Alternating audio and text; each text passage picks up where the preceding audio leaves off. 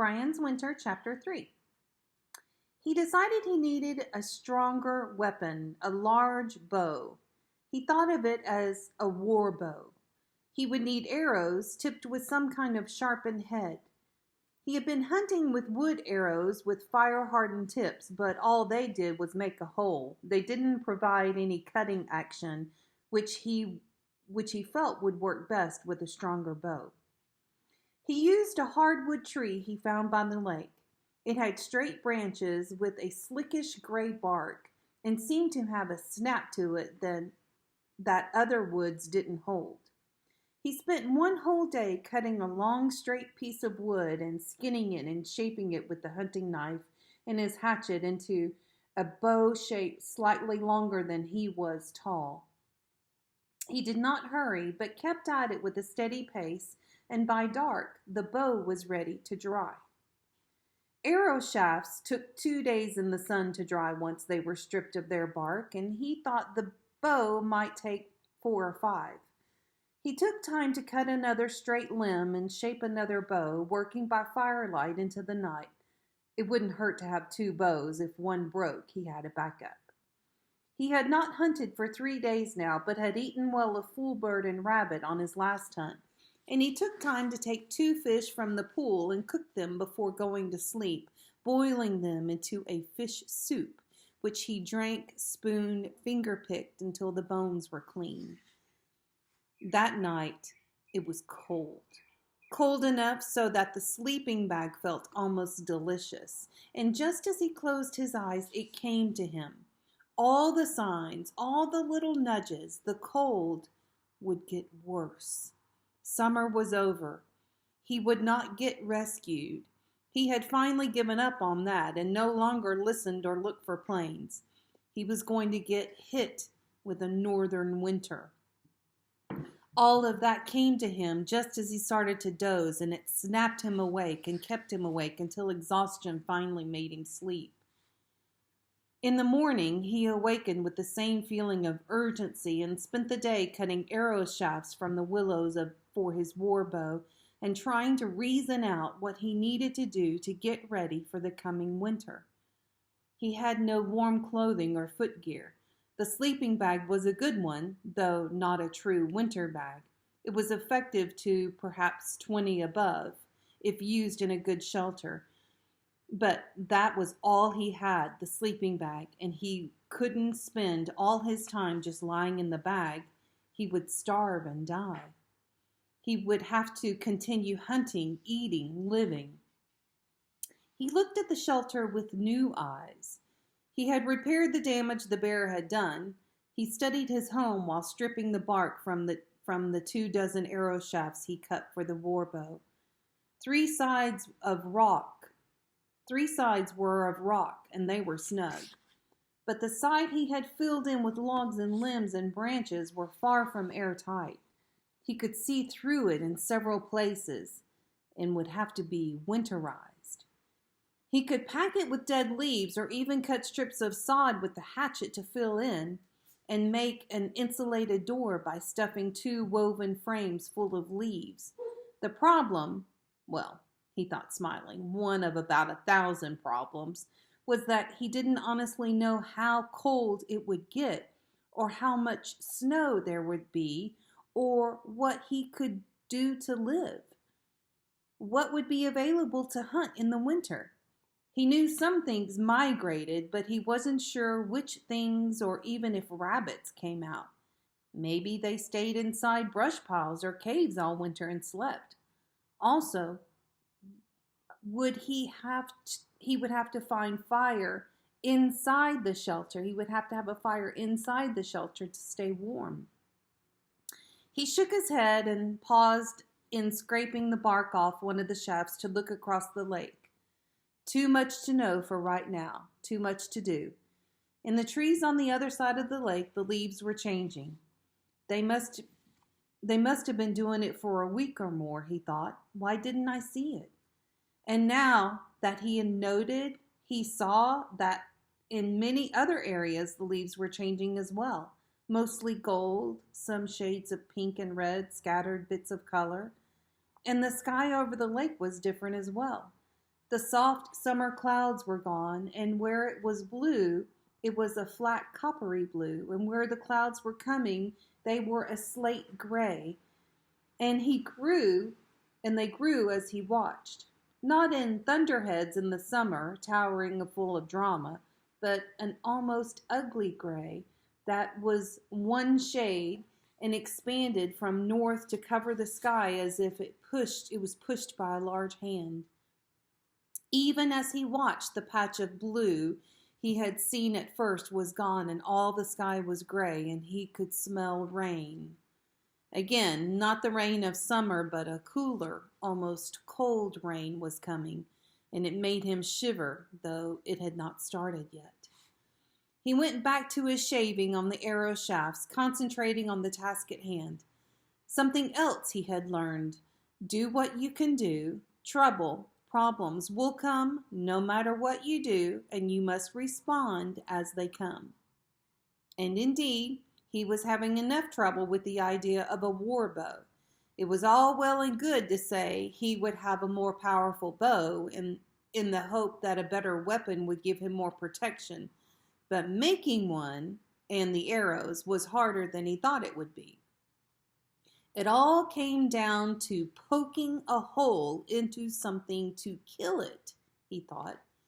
That's what weapons were all about, whether it was a gun or a spear or an arrow. Something had to die for him to live, and the way to kill it was by poking a hole in it to make it die. He grimaced. But it was so.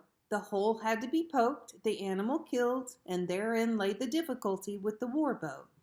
It was one thing to poke a hole in a rabbit or a fool bird. They were small and thin-skinned. It was something else to think of doing it to a large animal. Once he had shot at a porcupine up in a tree with his light bow, thinking that if he could bring it down and skin it very carefully, he would get more meat and fat than he did off rabbits and fool birds. He was amazed to see his arrows bounce harmlessly off the side of the porcupine. If he could not shoot a relatively small animal, what could be done to kill or even hunt a larger one? It was in the strength of the bow, he thought, the type of arrow. The bow had to be so stiff that it would drive the arrow much harder into a large animal to get deeper into the vital area. And the arrow had to have some way to cut through and make a larger hole. The stiffer bow, he thought, he had already made, though he would have to wait and string it to make certain. But the arrows were a problem. He had a stiffer shaft to make the extra load of a stronger bow, but the points were something else again. He thought on them long and hard all night while working on the shafts by the fire. He considered the bits of aluminum scraped from the skin of the plane, but they were too thin and soft. There had to be something, some place that could help him, and he couldn't make it come to his mind until after he had gone to bed and was lying looking at the glowing coals of the fire. Pittman's Sporting Goods Store. It was an old store that he sometimes passed on his way to school, run by an older man named Pittender, who had a sign over the door that said he was anti-mall, and the store reflected it. There was none of the glitter or modernness of a mall, just some funky shelves and guns and bows and some hockey gear and an old oil stove where unshaved men sat and talked about the old days and spit tobacco juice into old coffee cans. Brian had not been in the store many times, but on one occasion he stopped to see if Pittender sharpened ice skates, and next to the door there had been a large glass case with a collection of arrowheads arranged in a circle. He had stopped to study them, and he had thought then that it was a beautiful collection of intricately carved points, all laid out on red velvet, and he did not then or later think of what they really were: tools for hunting. Only now, lying in his bag, looking at them in his mind, did it hit him just exactly what they were. arrowheads, tips for arrows to make them punch holes, some very small, some large and wide, and all of stone, and all with sharp edges. Those people were the pros, he thought, the Native Americans who had made points centuries before. They lived all the time as Brian was trying to live now, and they had experimented for thousands of years to come up with designs of the heads. Brian closed his eyes and tried to remember how they looked. When he had an image, he smoothed a place in the dirt next to the fire and drew 5 outlines he thought he remembered correctly and tried to make them roughly the same size as the originals in the collection. 3 were small and he ignored them. 2 were quite a bit larger, and these he studied in his mind pictures as well as in the lines in the dirt. There could only be one reason for a larger arrowhead: to kill a larger animal. They worked it out, he thought. They found, after thousands of years, that a large head killed a larger animal. All my research has been done. Now, he thought, all I have to do is find a way to make stone arrowheads. He searched his memory, what he had learned in school, seen on television, read in books, and now could find a picture of anybody saying how stone arrowheads were made. Well then, start with what you know. The arrowheads were made of stone. So find a stone that will work, he thought, and went to sleep thinking of all the places around the lake that he had seen stones. In the morning, he awakened famished, as if he hadn't eaten for a week. There were only 4 fish left in the fish pool and none on the line, which bothered him, and he ate 2 of the larger fish to take the edge off his hunger. He would have to hunt today to get meat and set the arrowhead problem aside. In mid-morning, after cleaning the camp and trying to hide the pot inside the shelter in case the bear came back, he set off to the north. In the months that he had lived on the L-shaped lake and hunted the area, he'd come to know the surrounding region like a large yard. Except for predators, which ranged constantly looking for food, most animals seemed to stay pretty much in the same location, and because they started there, they tended to grow there. North, about half a mile, it was best for hunting rabbits. There was a large patch as big as a football field where an ancient fire had burned the trees off and left brush. Rabbits had hidden there from predators because they could escape into thick brambles easily. Because they had come there and had been able to live there, they had increased, as rabbits do, and now there seemed to be rabbits wherever Brian looked in the patch. It was unusual for him to go there without getting several good shots, and though he still often missed, he had worked out a ratio of 5 to 1. He seemed to get 1 rabbit for about every 5 shots on rabbit. The ratio was 7 to 1 on full birds. Although he had hit the last rabbit he shot at, he felt lucky, and he approached the brushy area with an arrow already notched on the string. Things never happened as he planned, however, and because he was concentrating on looking for rabbits, he very nearly stepped on a full bird. It blew up under his foot in a flash of leaves and feathers like a grenade detonating and flew off at a quarreling angle away into Brian's left front. Without thinking, he raised the bow, drew and released the arrow, and was absolutely flabbergasted to see it fly in a clean line, intersect the flight line of the full bird, and take it neatly through the center of its body. It cartwheeled to the ground, and Brian ran over to it. Though it looked dead, he broke his neck with a quick snap to make certain it was gone. Incredible, he thought. If I lived to be 100 and tried it 1,000 more times, I would never be able to do it again. Just a clean, reflective shot. But more.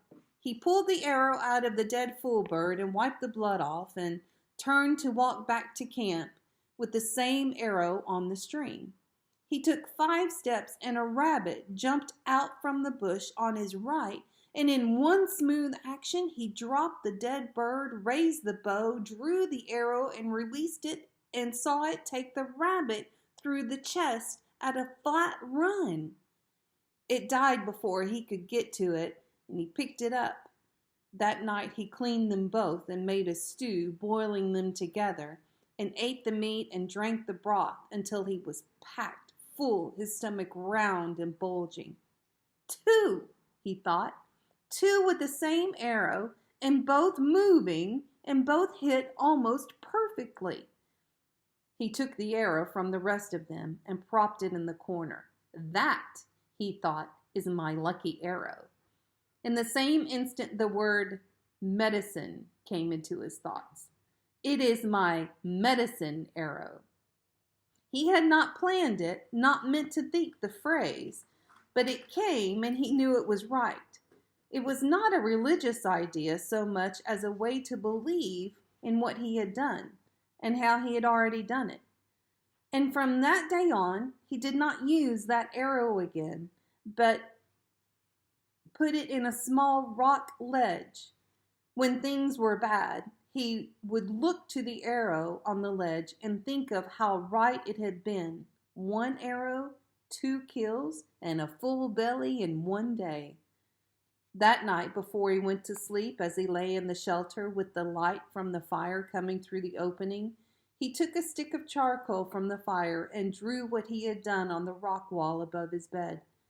A stick figure with a bow shooting an arrow, and 2 stick animals, 1 bird and 1 rabbit, and lines showing how the same arrow had taken both of them. When he was done, he shaded in the animals and the figure of the boy with the charcoal to give them body, working in the flickering light. He wished he had some color to work in as well, to show feathers and fur and blood.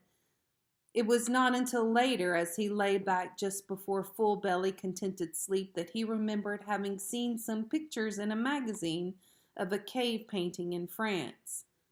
Old, he thought. They were the oldest art ever found, according to the article. Painted by early man. Brian burrowed down into the bag and closed his eyes, and the last thing he thought was to wonder if the ancient men drew in the caves in France ever took 2 animals with the same arrow. That was a lucky day for him, having to take 2 animals with 1 arrow, and he called it medicine because what does medicine do? It makes you feel better, right? When you're sick, medicine makes you feel better. So he called that arrow his medicine. He put the arrow on the side of the cave, and he would look at it whenever he needed to feel better. That's why he called it medicine. That was chapter 3.